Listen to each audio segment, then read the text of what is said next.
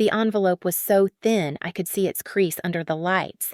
Someone clapped behind me. Someone else raised a phone, but all I heard was the faint rustle as my parents slipped it into my hand. 2 bills, nothing more. Your grandma sent this for you, they said, smiling for the room. Not for me. I kept my face still, letting the noise blur around the edges. The cake, the lights, the people, it all felt staged. What none of them knew was that this envelope wasn't the real gift. The real one was coming, and it would ruin the night. I learned early that some people in a family glow under every light, and some disappear even when they're standing in the same room. When I was 15, I tried to make myself visible. I spent 3 weeks sewing a dress for our school talent show, cutting fabric bought from the clearance bin at the craft store, staying up past midnight to trim the hem until it fell just right. The night before the event, I carried it into the living room, hopeful in a way I hadn't grown out of yet. My mother sat on the couch scrolling through her tablet, my father buried in a newspaper, my sister on the rug showing off a new phone case that lit up when she tapped it. I held the dress up like a small flag. Nobody looked. My mother finally glanced over, offered a quick, "That's cute," and immediately turned back to the glow of my sister's screen. The dress drooped a little in my hands. I told myself it didn't matter. That pattern never changed. Every time I edged forward, something shiny in my sister's orbit pulled the room away from me. On my birthdays, I'd unwrap practical things: socks, a planner, a coat meant to last for years. My sister would tear through boxes of earrings, handbags, perfumes, the kinds of things my parents said were fun for a girl her age. When I brought home good grades, the papers stayed on the fridge for a single night before being replaced by a new receipt taped up for my sister's effort award. When my father needed someone to stay home with a sick relative, it was always me. When my sister wanted to skip a shift or drop a class, it was always excused. And then there was the money. My grandmother Eleanor lived 3 hours away in St. Louis. She sent cards often. They arrived in pale envelopes with her looping handwriting, always smelling faintly of lavender. I used to get excited when I saw them in the mailbox, thinking maybe she'd tucked in a few dollars or a note just for me. But my mother always opened them first. She'd stand at the kitchen sink, tear them neatly, slide the contents into her hand, and call it family support. A day later, my sister had new boots or a pair of earrings. Whenever I asked if Grandma ever sent anything for me, specifically, my father would tighten his jaw and say, "Don't question us, Joy. We know what's best." Little by little, I learned to stop asking. I started putting everything I felt into the margins of my sketchbook lines, silhouettes, outfits I imagined wearing on a life I didn't have yet. I'd sit on my bedroom floor, fabric scraps spread around me the same way other kids surrounded themselves with toys. The house outside my door buzzed with my sister's wants, my parents' justifications, the usual choreography. Mine stayed quiet. Looking back, I don't think there was a single moment when I decided to become invisible. It was more like the house trained me. Every small dismissal, every turned head, every envelope that never reached my hands, they folded me into the background until silence felt like the safest place to stand. That was the day I learned my place in this family, and it was a place that would follow me for years. The weeks after graduation felt strangely bright on the surface. My parents hosted small dinners, played cheerful music in the mornings, acted lighter than I'd seen them in years. But the brightness had edges, sharp ones. My mother came home one afternoon wearing a necklace I had never seen before, thin gold catching the kitchen light. She touched it like it was nothing. "A little extra support from your grandma," she said, brushing past me to reach the spice cabinet. The same phrase appeared again 2 days later when she wore emerald earrings that matched nothing she owned. My father picked up the pattern too. He started mentioning a spa downtown, talking about weekly appointments like they were prescriptions. "It helps me unwind," he'd say, dropping his keys on the table, the gleam of a new watch sliding into view as if by accident. None of it fit our life. None of it fit the tight budget speeches I'd grown up hearing. Lila, of course, leaned into the glow. She walked into the kitchen one evening with a designer handbag hooked over her wrist, the logo catching the overhead light. "Isn't it gorgeous?" she said, flipping her hair before pulling out a smartphone so new it still had the protective film on. I asked her how she could afford it. She laughed softly, the kind of laugh meant to dismiss, not amuse. Mind your own business, Joy. I tried to. I really did. But it got harder when the house itself started slipping. A box from a delivery company sat half open in the hallway, another piece of jewelry for my mother. The receipt lay next to it, its total circled in pen. Later that night, while walking past my parents' bedroom, I heard my mother's voice through the cracked door. She was on the phone, laughing. "The bonus from your mother, it's more than enough," she said, her voice light, careless. I stopped in the hallway, one foot in the sliver of light, the other in the dark. I didn't push the door. I didn't ask what she meant. I just stood there, absorbing the pieces, forcing them into a shape I wasn't ready to name. The next morning, my mother complained about bills while fastening her new bracelet. She said we're all making sacrifices and looked directly at me. I stirred my coffee. The spoon slowed, stopped, then moved again. I didn't say a word. I just smiled. The morning after my mother's comment, I walked to work earlier than usual. The air was cool, the kind that sits on your skin before the sun settles. At the fabric shop, I unlocked the door, stepped into the familiar chemical scent of dye and cotton, and told myself to focus on bolts of fabric, not the numbers circling my head.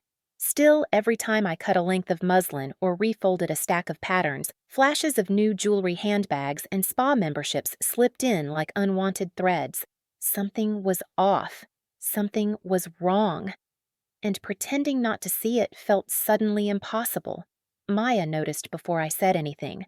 During our usual coffee break, she slid into the seat across from me at the cafe, her hair pulled into a loose bun, name tag still clipped crooked to her shirt from her bookstore shift. "You look like you haven't slept," she said, stirring sugar into her drink without taking her eyes off me. I shrugged, tracing the rim of my cup. The house feels different. Different how I hesitated. Words like stolen money and suspicious spending felt too heavy to speak out loud. They're buying things that don't make sense. Spa appointments, jewelry, bags, phones. Stuff we have never afforded. Stuff we shouldn't afford. Maya leaned forward. "Where is the money coming from?" The question landed in the center of my chest. I looked out the window, watched the city move around us, buses pulling in people crossing streets, the steady rhythm of a world that made more sense than the one inside my house. "I don't know," I said, "but I think I need to pay attention." "Joy," she said, voice low but firm, "you've ignored things your whole life. Maybe it's time you start watching." So I did. That week, I turned into a quiet accountant of other people's purchases. At home, I noted the small developments, the bracelet my mother wore, though she never owned jewelry before the watch. My father checked even when he wasn't late for anything, the way Lila walked differently with her new bag swinging at her side. They didn't notice me watching. They never really had. At the fabric shop during slow hours, I opened my sketchbook and began writing numbers in the margins, estimated costs of the items they flaunted. I didn't write their names, just dollar signs and descriptions. A small secret ledger built into the background of my designs. It gave me something solid to hold on to, something measurable inside a life where I had always been told not to measure. I opened a new bank account, too. Quietly, one afternoon before my shift, I transferred part of each paycheck there, even if it was only a few dollars. The banker asked if I wanted alerts on my phone. I said yes. It felt like claiming a corner of my life nobody else could touch. At night, while the house slept, I organized my sketches into folders, dresses, coats, tops, each with a small tag in the corner. Not names, numbers. The same way I'd started tagging the expenses I saw around the house. For the first time, everything in my life was gaining structure. It was during one of these late nights that my phone buzzed. A text from Eleanor. "Proud of you for graduating, Joy. I'm visiting next week. I want to hear about your fashion line." My stomach tightened. My mind flew straight to the envelope, the thin crease, the 2 bills, the smile my parents performed for the room, and then to the jewelry, the spa, the phone Lila twirled in her hand. I read the message again, and again. I didn't know what to say. The next evening, I called Maya from my apartment above the garage. "She's coming," I said, and I don't know what to tell her. You tell her the truth. I don't want to blow up my family." Maya exhaled. "Joy." They blew it up. "You're just walking through the smoke." I didn't answer, but her words stuck. The days leading up to Eleanor's visit felt like watching a stage being built. My mother scrubbed the house until her hands were raw. My father rehearsed stories about hard times and stretching what we have. Lila did nothing, scrolling on her phone, occasionally asking if her outfit looked casual rich. I went to work, came home, and watched all of it quietly. The house didn't feel like a home, it felt like a set. And I felt strangely detached from the roles everyone expected us to play. On the day Eleanor arrived, the air smelled like roasted chicken and polished wood. The table was set with dishes we only used for holidays. My mother fussed over placemats. My father adjusted silverware. Lila checked her reflection in the microwave door. When Eleanor stepped inside, her presence cut through the room. She hugged me first, tightly, warmly, and said, "My designer." I felt something loosen in my chest. A thread finally pulled free. Dinner began with safe topics: traffic, weather, my job at the fabric shop. I answered carefully, offering versions of the truth that wouldn't disrupt anything. I kept my voice, even my eyes, down when necessary. But every time Eleanor asked about my fashion line, about progress, about plans, something thudded inside me.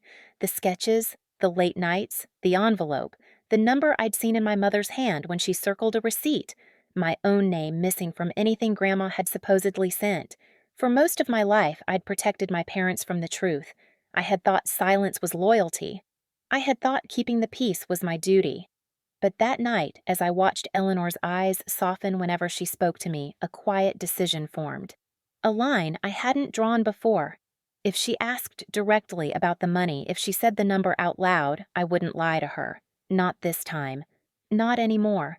Dinner was almost finished when it happened. The kind of moment that doesn't arrive with warning, just a small shift, a change in breathing, a pause between clinks of silverware. Eleanor set her fork down the metal, touching the plate with a soft, decisive sound. She looked at me, not at the table, not at the food, but straight at me. "So, Joy," she said quietly, "did the 18,000 I sent help your fashion line?" The room froze. My mother's hand stopped mid-air, fingers tightening around her napkin. My father's glass lowered an inch, his eyes flicking to my mother as if she might answer for me. Lila's smile fell, her phone sliding slightly in her palm. I felt every heartbeat in my throat. For a second, I could hear nothing. No conversation from the neighboring house, no hum of the refrigerator, just the weight of her question hanging above the table. The number pulsed in the air like a siren no one could shut off. I thought of the envelope on my graduation day. 2 bills, nothing more. I thought of the necklace, the earrings, the spa appointments, the handbag swinging from Lila's wrist, all the unexplained luxuries, all the quiet explanations I'd swallowed. I lifted my eyes. "I only got 200, I said. 4 words, quiet, plain. But when they landed, the entire room changed shape. Eleanor's face shifted instantly, warmth draining, steadiness sharpening. She didn't shout, she didn't gasp. Her expression simply hardened, like something inside her snapped into place. She turned to my parents with a calmness that felt more dangerous than any raised voice. Where she asked, "Is the rest of the money?" My mother blinked rapidly, color rising in her cheeks. We used it for family needs," she whispered. What needs Eleanor's tone never rose. It didn't have to. My father cleared his throat. "It's complicated, Mildred. Things were tight. We handled it the best we could." Eleanor didn't look away. "I sent that money for Joy. I wrote it in every note, for her designs, for her future." Silence thickened. My mother's napkin twisted into a rope. My father stared at the table. Lila shrank into her chair, her new phone glinting beside her like a guilty witness. Then, in a single breath, the truth cracked open. My mother whispered, "We spent it. On things. For the house. For Lila. For us." The words hung there limp and ugly. Eleanor inhaled slowly. "Then hear me clearly," she said. "There will be no more support. Not a dollar. Not a visit. Not a favor." She turned back to me, and her eyes softened just slightly. "From now on, anything meant for you comes directly to you. No middle hands." My parents sat hollow, the performance stripped away. Lila clutched her phone as if it could shield her. Later on the porch, with the night air drifting in, Eleanor told me about the years of checks, the amounts, the intentions she thought were honored. And then, she said the words that cut through all the noise I'd lived in. "You're coming to work with me. You'll learn the studio. And my apartment in Springfield, it's yours now." I didn't speak at first. The porch light flickered. Somewhere inside a door shut softly. Then I exhaled a slow, steady breath I felt all the way to my bones. "I'll do it," I said. The week after that dinner moved quietly, like the house was trying not to disturb itself. I packed my things one drawer at a time, folding clothes I'd worn for years, sliding sketchbooks into a suitcase that suddenly felt too small for everything I'd held back. Bills began stacking on the kitchen counter, unopened envelopes with red print showing through thin paper. My father avoided the living room. My mother cried in short, trembling bursts. Lila stayed mostly in her room, her phone lighting the doorway each time she checked it. On the morning I left, the house felt colder than usual. My suitcase stood upright by the door, the zipper drawn tight. My mother pleaded first, her voice cracking around the words. My father tried to frame everything as a misunderstanding. Lila said she didn't know the money was meant for me. Maybe that was true. Maybe it wasn't. Either way, it no longer mattered. I didn't raise my voice. I didn't explain myself. I just said, "You took what was meant for my future and spent it on yourselves. I can't trust you anymore." Then I opened the door and stepped out, the sound of it closing behind me, softer than I expected. The apartment Eleanor gave me was small but bright. Morning light spilled across the floor, warming the blank walls, making the empty space feel like possibility instead of lack. I made coffee, sat at a small table by the window, and opened a fresh sketchbook. For the first time, the page didn't feel like escape, it felt like direction. At the studio in St. Louis, fabric hissed under steam scissors, clicked machines hummed. I blended into the rhythm easily, as if the noise knew me. And somewhere inside that quiet shift, I realized I finally belonged to myself. In the weeks that followed, I learned that silence can remake a life. Not the kind I grew up with, the kind that swallowed me whole, but the kind that opens a door and leaves it wide for light to enter. Each morning in that small apartment, the sun hit the same spot on the table where I kept my newest sketches, and for the first time I didn't feel the need to hide anything. Boundaries aren't walls. They're the place you stand when you finally decide what your life is worth. If this story echoes yours, let it remind you your future belongs in your own hands.